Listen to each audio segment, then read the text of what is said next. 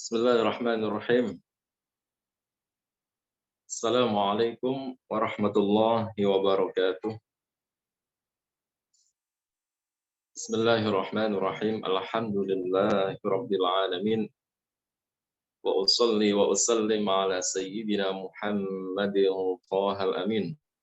Wa ala alihi wa ashabihi at-tayyibin at-tahirin. Allahumma la sahla illa ma ja'altahu sahla. وأنت يا حي يا قيوم تجعل الحزن إذا شئت سهلا اللهم علمنا ما جهلنا وذكرنا ما نسينا وانفعنا بما علمتنا وزدنا علما ونعوذ بك من حال أهل النار أما بعد. Sahabat-sahabat sekalian, ikhwani wa akhwati fillah, alhamdulillah, summa alhamdulillah, di malam hari ini yang mudah-mudahan diberkahi oleh Allah Subhanahu wa taala. Kita diberi kesempatan oleh Allah untuk bisa kembali mengikuti kajian bersanad pilihan melalui kajian virtual pada malam hari ini dalam keadaan sehat walafiat. Yang nikmat ini wajib untuk senantiasa kita syukuri, senantiasa kita ingat sehingga kita senantiasa menjadi hamba-hamba yang bersyukur kepada Allah Subhanahu wa taala. Maka dalam rangka menggapai ridha Allah, marilah kita hadirkan niat ikhlas kita kepada Allah lillahi taala, semata-mata ingin menggapai ridha Allah Subhanahu wa taala melalui kajian pada malam hari ini di forum kajian bersanad pilihan ini. Insyaallah taala malam hari ini kita melanjutkan materi yang dahulu sudah saya sampaikan. Ini kelanjutannya karena lumayan lama ya libur ya. Dahulu yang terakhir saya sampaikan adalah tentang sifat qudrah. Tentang sifat qudrah bagi Allah Subhanahu wa taala. Kita sudah membahas dari awal mulai dari sifat wujud, qidam, baqa, mukhalafatun lil hawaditsi, qiyamuhu bi nafsihi wahdaniyah, kemudian qudrah, dan malam ini insyaallah kita mengkaji tentang sifat iradah. Sifat iradah yang merupakan sifat wajib bagi Allah Subhanahu wa taala yang kita semuanya yang ada di sini insyaallah sudah pada tahu tentang sifat ini, sudah sering kali dengar dari para kiai-kiai kita, para asatidz kita, para masyayikh kita. Hanya saja malam hari ini kita kembali murojaah mengkaji ulang apa yang telah disampaikan oleh para masyayikh kita. Mudah-mudahan dengan pengulangan ini bisa menambah pemahaman kita, menguatkan pemahaman kita dan keyakinan kita tentang sifat iradah bagi Allah Subhanahu wa taala. Mudah-mudahan semuanya bisa mengikuti dengan baik dalam keadaan sehat. Bismillahirrahmanirrahim. Al-iradah. Jadi sifat iradah ya, kalau kita bahasakan biasanya iradah adalah maha berkehendak, ya kan? Allah Subhanahu wa taala memiliki sifat-sifat yang sempurna, sifat-sifat yang layak baginya. Semua sifat Allah itu bersifat azaliyah abadiyah. Ya. Semua sifat Allah itu bersifat azaliyah abadiyah. Azaliyah artinya ada tanpa permulaan, abadiyah artinya ada tanpa akhiran. Itu berlaku untuk semua sifat Allah, ya, sifat yang wajib bagi Allah tanpa terkecuali. Kenapa sifat Allah itu bersifat azaliyah abadiyah? Karena zat Allah itu bersifat azali abadi. Sehingga ketika zatnya itu azali abadi, otomatis sifatnya juga harus azaliyah abadiyah. Karena nggak mungkin ketika zatnya itu azali dan abadi kemudian sifatnya itu haditsah baru, nggak mungkin, ya. Jadi itu yang harus senantiasa kita ingat tentang sifat Allah. Dan di malam hari ini kita membahas tentang sifat iradah.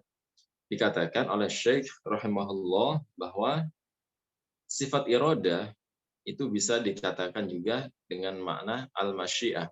Jadi al-iradah wahya al-masyiah, yaitu sifat maha berkehendak. Jadi Allah Subhanahu wa taala maha berkehendak atas segala sesuatu. Ya, nanti akan kita jelaskan, kita kaji bersama-sama selanjutnya. Jadi sifat iroda ini merupakan sifat yang wajib bagi Allah Subhanahu wa taala. Ya. Sifatnya azaliyah, abadiyah. Sifat iroda ini bersifat azaliyah, abadiyah tadi saya sebutkan, ada tanpa permulaan dan juga ada tanpa akhiran. Jadi kehendak Allah itu bukan baharu, ya, bukan sesuatu yang baharu yang tadinya nggak ada kemudian ada, tidak. Jadi dia bersifat azaliyah dan juga abadiyah. Kemudian dengan sifat masyiah ini, dengan sifat irodah ini, Allah Subhanahu wa taala menentukan sesuatu yang jaiz akli. Ini perlu dipahami pelan-pelan supaya nggak bingung ya. Jadi dengan sifat irodah ini, dengan sifat masyiah Allah ini, Allah mengkhususkan atau menentukan sesuatu yang sifatnya adalah al-jaiz al-aqli, yang menurut akal boleh adanya dan boleh tidak adanya. Kan pernah saya sebutkan di pertemuan sebelumnya bahwa hukum akal itu ada kalanya al-wajib al-aqli, ya kan? Yang wajib menurut akal. Yang wajib akli artinya berarti akal tidak akan menerima ketiadaannya. Akal tidak menerima ketiadaannya. Seperti apa? Itu adanya Allah dan sifat-sifatnya. Maka hukumnya wajib akli secara akal. Ada jaiz akli. Jaiz akli artinya boleh adanya dan boleh tidak adanya. Akal akan menerima adanya, juga menerima ketiadaannya. Semisal adanya makhluk ini, adanya alam semesta ini. Alam semesta kan makhluk ya, Allah menciptakannya. Sebetulnya secara sifatnya boleh adanya, boleh tidak adanya. Ya, adanya kita manusia. Ya, ini dikatakan al-jaiz al-akli. Akal akan menerima, anda kita nggak ada pun akal juga akan menerima, bukan sesuatu yang wajib. Namanya jaiz akli. Adapun yang ketiga yaitu al-mustahil al-akli, yaitu sesuatu yang mustahil menurut akal adanya. Artinya akal tidak akan menerima keberadaan hal ini. Seperti apa? Yaitu sekutu bagi Allah. Jadi adanya sekutu bagi Allah itu hukumnya mustahil menurut akal. Artinya akal tidak akan menerima keberadaan sekutu bagi Allah ini. Ya, itu telah kita bahas sebelumnya. Nah, ini dengan sifat irodah ini Allah menentukan sesuatu yang jaiz akli. Menentukan sesuatu yang apa? Yang jaiz akli. Yang menurut akal boleh adanya dan boleh tidak adanya. Ya. Menentukan bagaimana menentukan bahwa sesuatu ini ada atau sesuatu ini ditiadakan oleh Allah. Itu dengan sifat apa? Dengan sifat irodah. Jadi adanya kita ini di tahun ini masih ada ya dan masih belum meninggal, atau kita kelahiran tahun berapa misalkan, kenapa dilahirkan di tahun itu bukan di tahun misalkan saat zamannya para sahabat dahulu, kenapa kita dilahirkan pada zaman akhir ini? Ya itu kan Allah yang menentukan. Dengan apa Allah menentukan? Dengan sifat iradah Allah gitu ya. Sebetulnya boleh-boleh saja andai kita ada di zaman sahabat dulu lahirnya, bukan di zaman sekarang. Itu boleh-boleh saja, tapi Allah menghendaki kita hidup di zaman sekarang, bukan di zaman para sahabat. Bahkan kita nggak menjumpai zaman penjajahan Belanda, ya kan? Itu semua atas kehendak Allah. Inilah namanya sifat irodah. Kemudian kita ditentukan oleh Allah. Allah menghendaki kita, saya misalkan, diciptakan oleh Allah dengan kehendak Allah menjadi seorang manusia berjenis kelamin laki-laki, bukan perempuan. Ya kan? Maka ini ya ketentuan ini, penentuan ini, pengkhususan ini dengan sifat yang saya miliki ini adalah Allah yang menghendaki dengan sifat irodahnya Allah. Semua jamaah yang ada di sini yang perempuan, Allah tentukan ya ibu-ibu sekalian menjadi seorang perempuan, terlahir sebagai perempuan. Kenapa nggak laki-laki, ya kan? Kenapa perempuan? Yaitu kehendak Allah, ya kan? Allah yang menentukan. Allah yang menentukan. Inilah sifat iradah Allah. Allah maha berkehendak. Nah, ketentuan Allah itu, iradah Allah itu, ya masyiah Allah itu bukan sesuatu yang baru, bukan yang tiba-tiba saat ini baru ada, baru dilakukan, bukan. Ini sifatnya sudah azaliyah, abadiyah.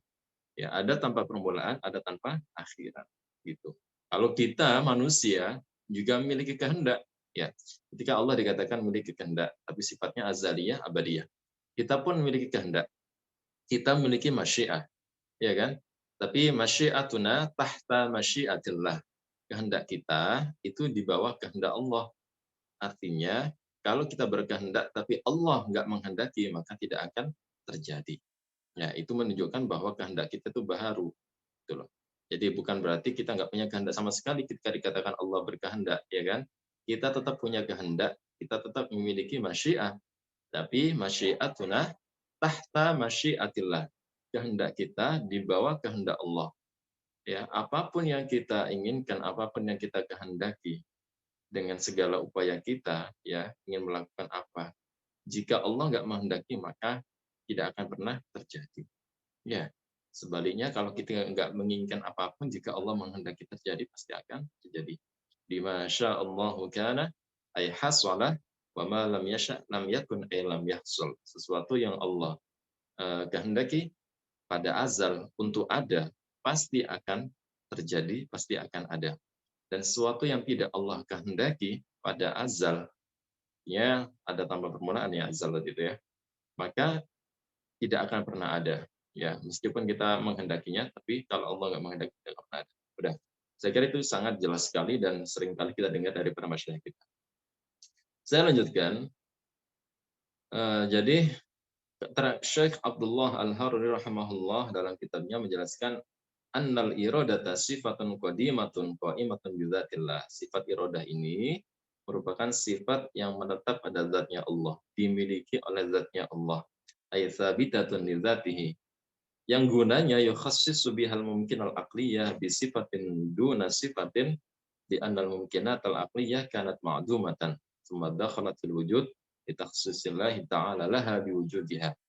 Jadi yang dimaksud di sini adalah dengan sifat iradah ini sebagaimana yang saya sampaikan tadi di awal, Allah menentukan bagi sesuatu yang sifatnya adalah mungkin akli, bisa ada dan bisa tidak adanya, sebagaimana makhluk baik itu manusia atau hewan, alam semesta inilah, ini kan makhluk.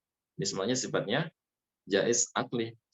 Kemudian Allah menentukan sifat masing-masing daripada makhluk tersebut yang memiliki sifat-sifat yang sudah Allah tentukan.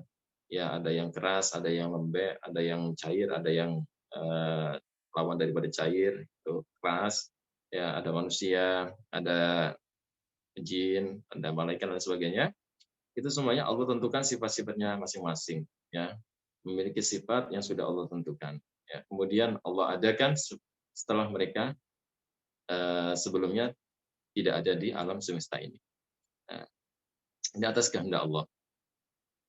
Idz kana fil aqli jaizan alla tujada fa wujuduha bi takhsisillah ta'ala. Kenapa? Karena dalam akal, menurut akal ya, menurut logika ya, sebetulnya boleh-boleh saja ya makhluk ini tuh nggak ada. Manusia ini nggak ada, boleh-boleh saja sebetulnya menurut akal. Karena bukan wajib adanya, juga bukan mustahil adanya. Jadi boleh adanya, boleh tidak adanya. Ya, andai nggak ada juga bisa-bisa saja, tapi nyatanya Allah menghendaki kita ada. Saat ini kita ada, orang sekitar kita, keluarga kita ada, hewan-hewan, kemudian makhluk selain manusia juga ada. Itu menunjukkan bahwa Allah menentukan ya sesuatu yang jaiz akli tadi untuk itu tadi untuk ada dari tidak ada menjadi ada. Itu dengan apa? Dengan kehendak Allah Subhanahu wa taala, dengan iradah Allah Subhanahu wa taala. Makanya dikatakan falaula takhsisullahi ta'ala lama wujida minal mumkinatil aqliyah syai'. Andai saja bukan karena ketentuan Allah, niscaya nggak ada sesuatu dari makhluk yang akan kita temui di alam semesta ini. Andai saja Allah nggak menentukannya, niscaya kita pun nggak akan ada.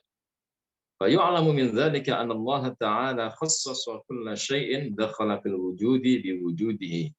Jadi dengan itu kemudian kita menyimpulkan berarti bahwasanya segala sesuatu yang masuk ke dalam wujud yang tadinya tidak ada menjadi ada, ya, itu dengan ketentuan Allah. Ya, badala ayyabqa fil adam. Ya, jadi dari ketiadaan menjadi ada itu atas kehendak Allah. Habis sifatil lati 'alaiha duna ghairiha, dengan sifat yang sekarang dimiliki bukan dengan sifat yang lainnya, juga dengan kehendak Allah. Udah, muternya di situ saja. Saya kira supaya semakin jelas, ya. Fatakhsisul insani bi suratihi wa syaklihi alladhi huwa qa'iman bi takhsisillah ta'ala. Li'annahu kana fil aqli jaizan ay yakuna al-insanu ala ghairi hadhihi sifah wa hadha syakli. Kita bicara. Dikatakan oleh Syekh, Allah menentukan manusia dengan bentuk yang seperti ini. Kita semuanya manusia, memiliki dua mata, kemudian hidung dengan dua lubangnya, memiliki dua telinga, memiliki rambut, memiliki dua tangan dengan jari jemarinya. Dengan bentuk dan sifat yang seperti ini, ya, itu karena Allah tentukan. Kenapa?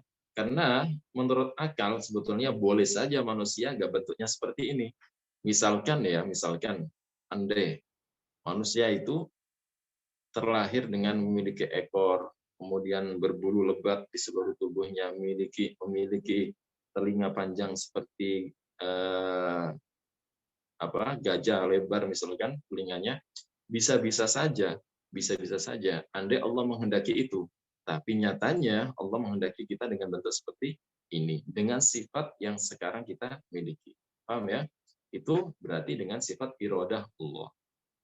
Nah, dengan ini kemudian kita harus semakin yakin bahwa segala apa yang ada di tubuh kita itu semuanya atas kehendak Allah, ya. Jadi makanya ada ungkapan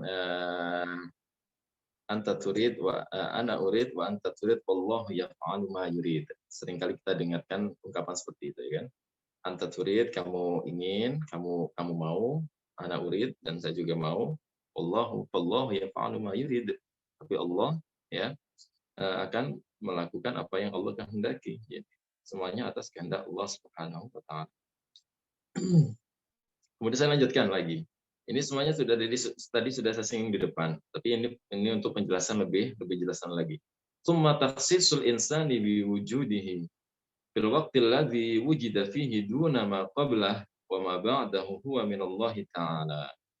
Juga termasuk yang di atas kehendak Allah, ya, atas kehendak Allah adalah adanya manusia ini, adanya kita ini dalam satu waktu, ya, bukan di waktu yang lainnya. Artinya kita berada di zaman sekarang, di zaman akhir ini, ya, bukan di zaman Nabi Ibrahim misalkan, kan gitu. Nah, itu semuanya atas kehendak Allah, gitu loh. Li'annahu law syaa la ja'ala al-insana awwalal 'alamin.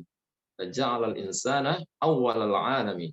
Kenapa? Karena andai saja, ya, andai saja Allah menghendaki, Allah berkehendak kita nggak hidup di zaman sekarang misalkan Allah menghendaki dan Allah berkehendak manusia itu menjadi awal makhluk, misalnya bisa-bisa saja. Nyatanya kan bukan. Jadi manusia, jenis makhluk yang bernama manusia itu merupakan jenis makhluk yang terakhir yang Allah ciptakan. Ya kan? Kalau nanti akan saya jelaskan lagi lebih lanjut. Jadi andai saja Allah menghendaki kita itu sebagai manusia yang terlahir menjadi awal makhluk, bisa-bisa saja, tapi nyatanya Allah nggak menghendaki hal itu. Justru malah kita dijadikan manusia, makhluk yang berjenis manusia yang diciptakan oleh Allah yang paling akhir. Bukan awalul alam, melainkan akhirul alam. Lakinillah tabaraka wa ta'ala ma ja'alahu awwal makhluk. Nyatanya Allah nggak menjadikan kita awal makhluk, ya kan? Bal ja'alahu akhiral khalqi. Sebaliknya Allah menjadikan kita sebagai akhir daripada makhluk Allah, yaitu berupa jenis manusia. Bi'tibari naw'i wa jinsil mawjudat. Jika kita melihat macam dan jenis daripada makhluk yang Allah ciptakan. Jadi kalau kita lihatkan pertama kali yang Allah ciptakan adalah air.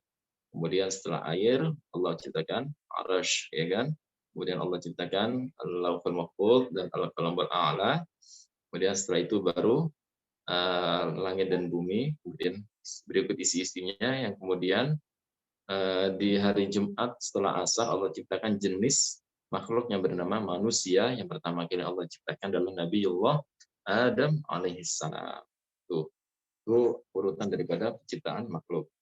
Dikatakan oleh Syekh, khalaqallahu Adam akhir sa'atin min yaumil jumu'ati. Jadi di akhir hari Jumat, artinya menjelang terbenamnya matahari, artinya setelah asar hari Jumat, Allah ciptakan Nabiullah Adam alaihissalam. Kapan? Ba'da khalqis samawati wal ardi, setelah menciptakan langit dan bumi. Wal bahaimi wal asyjar, bahkan setelah menciptakan hewan-hewan dan juga pepohonan, wa nahwi dzalik. Dan hal itu kita pernah dengar hadis daripada Rasulullah Shallallahu Alaihi Wasallam ketika ditanya oleh sekelompok orang Yaman tentang awal makhluk, tentang badul khalqi, tentang makhluk yang pertama kali Allah ciptakan. Di saat Rasulullah ditanya oleh mereka, Rasulullah karena memiliki sifat fatanah, karena memiliki sifat cerdas, beliau mendahulukan menjawab sesuatu yang lebih penting untuk disampaikan. Jadi nggak langsung to the point menjawab apa yang ditanyakan. Kalau pertanyaannya tentang awal makhluk, Rasulullah nggak langsung menjawab tentang awal makhluk. Tapi dijelaskan dahulu supaya setelah nanti mendapatkan jawaban daripada pertanyaannya, mereka nggak salah paham. Apa itu? Ketika ditanya tentang badil khalqi, apa jawaban Rasulullah Sallallahu Alaihi Wasallam? Beliau menjawab, kana Allahu wa lam yakun syai'un ghairu. Ya kan? Itu yang pertama kali Rasulullah sampaikan kepada orang-orang Yaman yang bertanya tentang badul khalqi, tentang awal makhluk. Kana Allah wa lam yakun syai'un ghairu. Bahwasanya Allah ada pada azal, artinya ada tanpa permulaan, tidak seperti makhluk-makhluk yang ada dengan permulaan, maksudnya yang ingin disampaikan oleh Rasulullah. Kana Allah wa lam yakun syai'un ghairu, dan tiada satu pun dari makhluk yang bersama dengan Allah. Artinya nggak ada sekutu bagi Allah pada azal. Nggak ada satupun ya selain Allah yang memiliki keberadaan pada azal, ada tanpa permulaan. Jadi yang ada tanpa permulaan hanyalah Allah saja. Itu. Yang kemudian setelah Rasulullah jelaskan kepada orang Yaman tadi, sekelompok orang Yaman tadi, mereka paham tentang akidah tanzih ini, barulah Rasulullah menjawab apa yang ditanyakan, yaitu tentang awal makhluk. Itu wa kana 'arshuhu 'alal ma' wa kataba fi dzikri kulli syai' tsumma khalaqas samawati wal ard. Ya kan gitu, ya kan? Itu supaya mereka nggak sampai salah paham, supaya paham dulu tentang tanzih, mensucikan Allah, kemudian baru tahu. Itu kenapa sampai Rasulullah menjawab seperti itu? Ya karena Rasulullah memiliki sifat cerdas, tahu mana yang lebih penting didahulukan dan mana yang tidak perlu didahulukan untuk disampaikan. Itu Rasulullah Shallallahu Alaihi Wasallam. Sebagaimana dalam ayat tentang Isra Mi'raj, para sahabat sekalian. Allah Subhanahu wa taala menjelaskan tentang mukjizat Isra, ya kan? Dalam ayat Al-Qur'an, ayat pertama, Allah Subhanahu wa taala menyebutkan Subhanallazi asra bi'abdihi lailan minal masjidil haram ilal masjidil aqsa allazi barakna haulahu linuriyahu min ayatina innahu huwas samiul basir. Ya. Nah, subhanalladzi, Allah mendahulukan penyebutan kata subhanalladzi. Subhanah yang bermakna maha suci Allah, tanazzahallah, ya kan? Tabarakallah, tanazzahallah, yaitu maha suci Allah. Kenapa didahulukan kata-kata subhanalladzi? Ya, supaya nanti setelah mereka mengetahui tentang cerita Isra, perjalanan Rasulullah di malam hari dari Masjidil Haram ke Masjidil Aqsa, atau bahkan nanti selanjutnya di kisah selanjutnya sampai perjalanan Mi'rajnya dari Masjidil Aqsa ke Sidratul Muntaha, mereka nggak sampai memahami bahwasanya perjalanan ini ya dalam rangka bertemu atau menemui Allah di langit di mana di langit ketujuh sana, ya tidak. Jadi tidak seperti itu. Makanya didahului dengan kata subhanalladzi, supaya orang yang mempelajari tentang cerita Isra Mi'raj, mendengar tentang Isra Mi'raj, paham dahulu kaidahnya. bahwasanya Allah Maha Suci dari menyerupai makhluk. Sehingga nanti ketika mendengarkan cerita-cerita Isra Mi'raj nggak sampai ada pemahaman yang mendorong kepada keyakinan bahwasanya Allah serupa dengan makhluknya. Jadi, harus didahulukan tentang tanzih dulu. Harus kita tahu kaidahnya bahwasanya Allah nggak serupa dengan makhluk, Allah nggak bertempat, Allah tidak berada pada suatu arah, sehingga tujuan daripada Mi'raj bukan bertemu Allah di atas alam sana, tidak, ya kan? Kalau dalam pembahasan Isra dan Mi'raj kan sudah dijelaskan bahwa tujuan daripada Mi'rajnya Rasulullah dari Masjidil Aqsa ke Sidratul Muntaha adalah untuk apa? Menunjukkan pada Rasulullah kebesaran kuasa Allah di alam atas sana. Jadi bahwa di alam atas sana ya, terdapat hal-hal yang menakjubkan yang belum pernah dilihat oleh Rasulullah, ditunjukkan kepada Rasulullah ya, untuk memuliakan Rasulullah, juga untuk menunjukkan kebesaran kuasa Allah Subhanahu wa taala. Yaitu didahului dengan subhana, ya, subhanalladzi asra. Itu tujuannya sama dengan jawaban Rasulullah kepada orang yang bertanya tentang awal makhluk tadi, didahului dengan tanzih, baru dijawab dengan pertanyaan dan jawaban sesuai dengan pertanyaan yang ditanyakan oleh orang-orang kiamat tadi. Ini tentang sifat iradah tadi. Kita belum masuk kepada dalil akli dan akli, ya. Falhasilu annal masyiata ma'naha takhsisul mumkini bi ba'dhi sifati duna ba'd. Jadi kesimpulannya bahwa masyiah atau kehendak Allah artinya adalah menentukan sesuatu yang mungkin ada dan tiadanya, ya, ditentukan apa? Untuk memiliki suatu sifat yang sudah dimiliki, bukan sifat yang lainnya, ya kan? Kita diciptakan Allah dengan sifat seperti ini, bukan sifat yang lainnya. Fal wahidu minna ya'lamu annahu ma awjada nafsahu ala hadha syakli wa la huwa awjada nafsahu fi hadha zaman alladzi wujida fihi. Ya kan? Setiap dari kita paham, setiap dari kita tahu bahwasanya kita itu nggak menjadikan diri kita sendiri dengan sifat kita. Kita nggak kemudian menentukan bahwa kita itu terlahir menjadi laki-laki atau perempuan, tidak, ya kan? Juga nggak menentukan dengan bentuk seperti ini, kan nggak, ya kan? Ini semuanya menunjukkan bahwasanya Allah lah yang menentukan kita memiliki bentuk dan sifat yang kita miliki saat ini. Dan juga kita tidak juga menentukan masa atau waktu kapan kita dilahirkan atau kita berada di dunia ini. Kan bukan kita yang menentukan. Ini menunjukkan bahwasanya Allah lah yang menentukan dan menghendaki kita berada di masa yang sekarang ini kita ada, ya, di zaman sekarang ini. Wal burhanun naqliyyu ala wujubil iradati lillahi katsirun.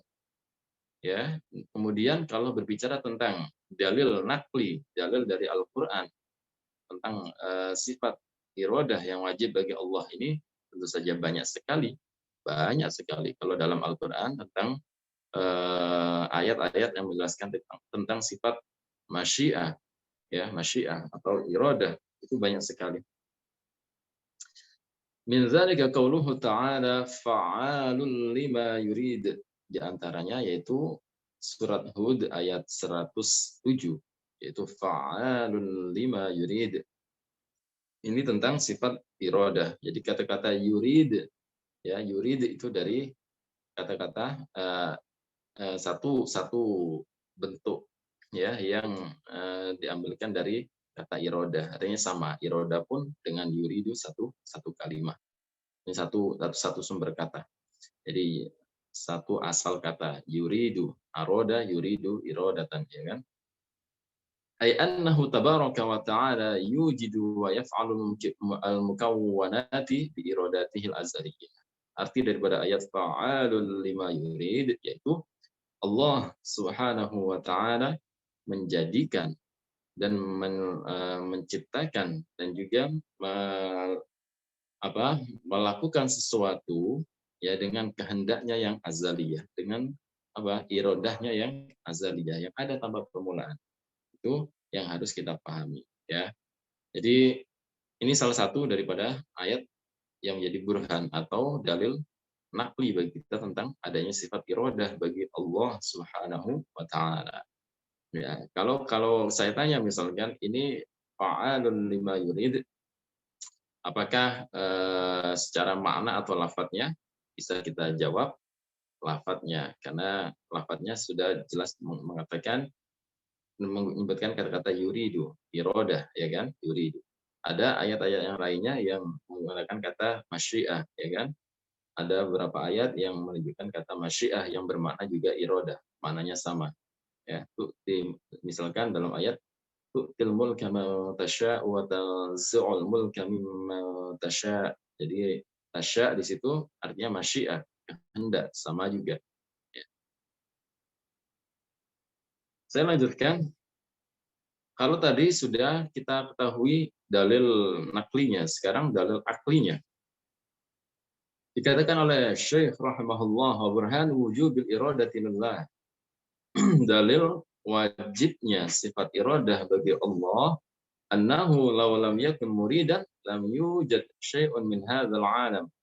Andai saja dikatakan Allah itu tidak bersifat iradah atau tidak memiliki kehendak atau enggak bersifat maha berkehendak, niscaya tidak akan pernah ada sesuatu apapun dari alam semesta ini, ya, tidak akan ditemukan sesuatu apapun dari alam semesta ini, ya kan? Li'annal 'alama mungkinul wujud. Kenapa? Karena alam semesta ini adalah mungkin adanya. Mungkin adanya berarti yang mungkin tidak ada juga. Fawujuduhu laisa wajiban lidzatihi aqlan. Ya. Jadi adanya alam semesta ini bukan sesuatu yang wajib dengan sendirinya harus ada gitu, enggak. Ya menurut akal itu, ya, jadi alam ini masuk kategori yang jaiz akli, boleh ada juga boleh nggak ada, andai nggak ada pun boleh-boleh saja, bisa diterima oleh akal. Wal alamu mawjud, nyatanya alam ini ada, ya kan? Nyatanya alam ini wujud, ada. Fa'alimna annahu ma wujida ila bi takhsisin mukhassisin liwujudi.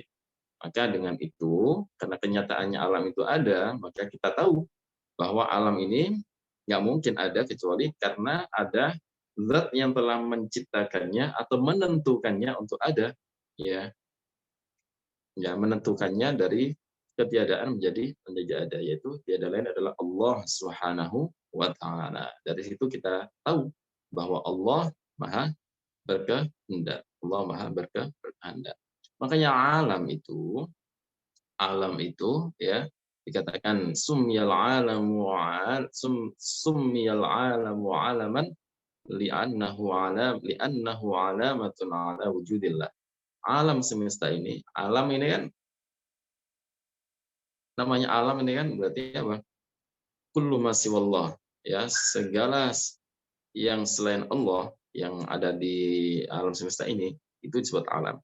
Jadi Allah Subhanahu wa taala menciptakan segala sesuatu selainnya. Maka segala sesuatu yang Allah ciptakan tadi disebut alam, disebut makhluk, ya, disebut alam.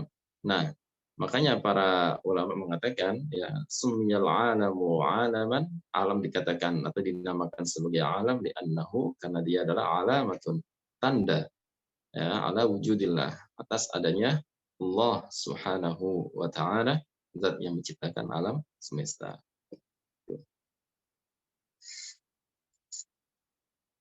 Fasabata annallaha muridun sya'a, dengan mengetahui dalil aklinya tadi barusan itu, maka kita semakin yakin, ya, kita tetapkan dan yakin bahwasanya Allah Subhanahu wa taala itu maha berkehendak. Ya, kemudian saya lanjutkan tsummal iradatu bima'nal masyiah 'inda ahli al-haqqi syamilatun li a'malil 'ibadi jami'iha al-khairi minha wasyarri. Ini penting.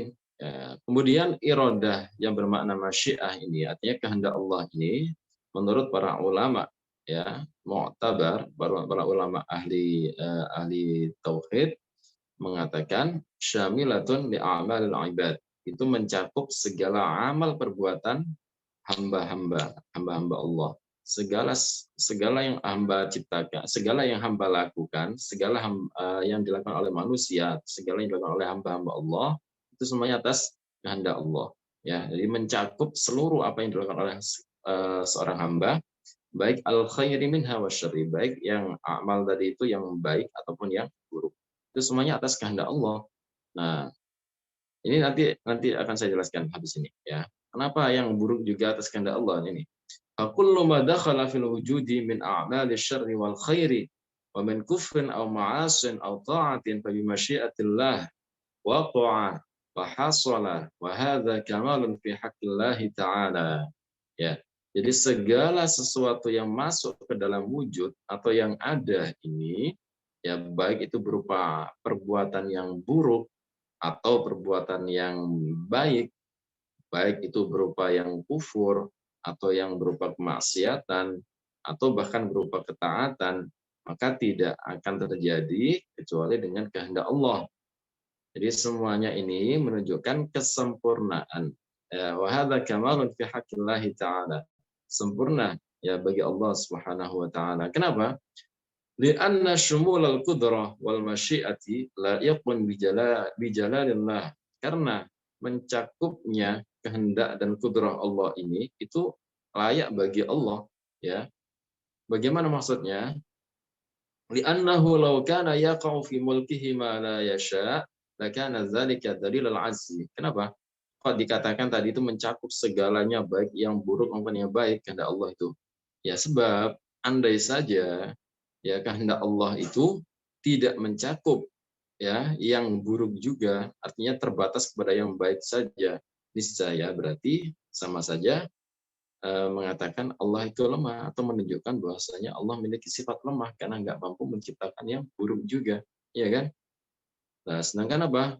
Kalau dikatakan lemah wal azzu mustahilun 'ala Allah, sedangkan yang lemah, sifat lemah itu mustahil bagi Allah Subhanahu wa taala. Jadi andai Allah menciptakan sesuatu yang buruk itu atas kehendak Allah. Jadi atas jadi perbedaannya yang buruk dan yang baik bagaimana? Tentang kufur dan iman, tentang taat dan maksiat, baik dan buruk perbedaannya.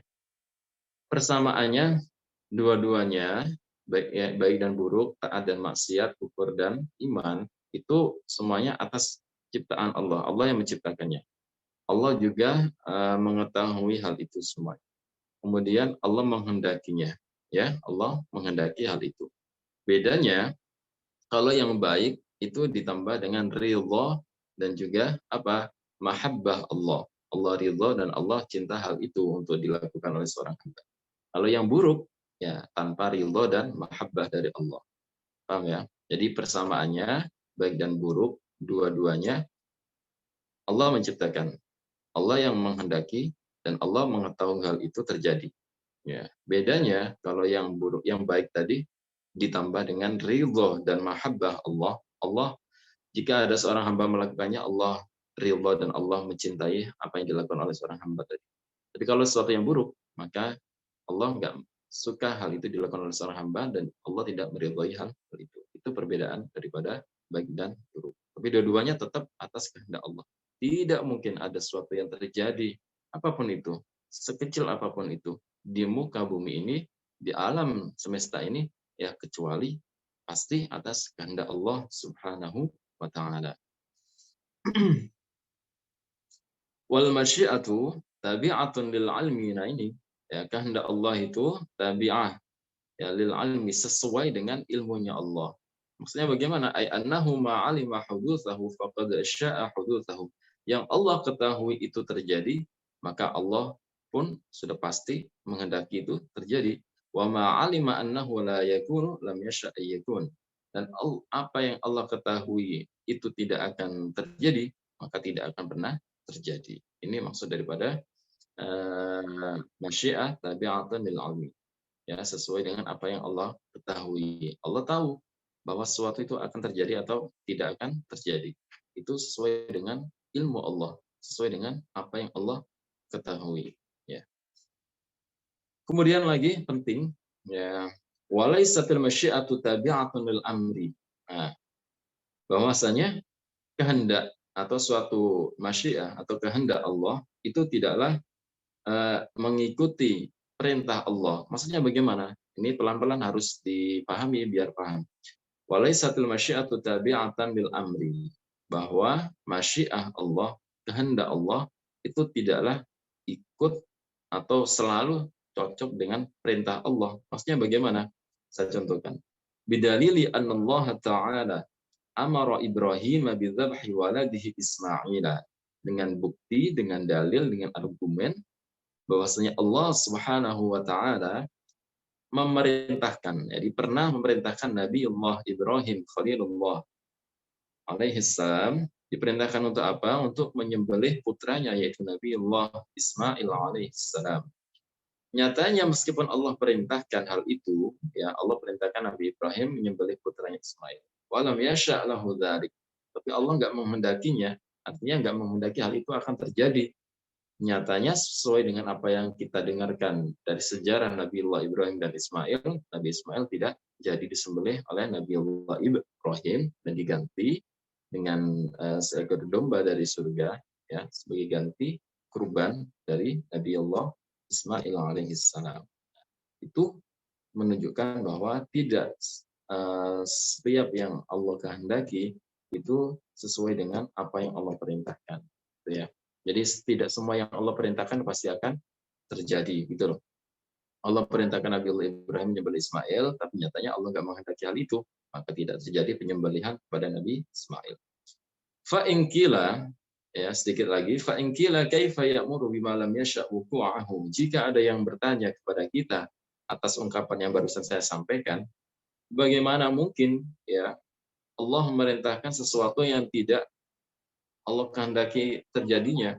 Bagaimana menyuruh atau memerintahkan sesuatu padahal ia tidak menghendaki sesuatu itu terjadi? Apa jawabannya?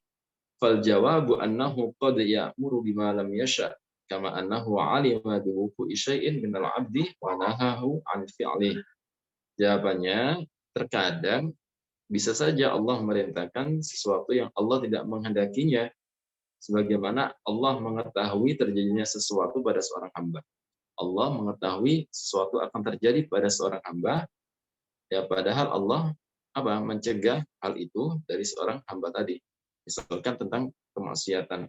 Allah mencegah kita untuk melakukan kemaksiatan. Allah mencegah kita untuk melakukan kufuran. Allah mencegah manusia untuk melakukan kufuran dan memerintahkan beriman kepadanya. Mencegah kufuran, mencegah kemaksiatan kepada hambanya, tapi nyatanya ya terkadang meskipun Allah mencegahnya masih terjadi, ya kan?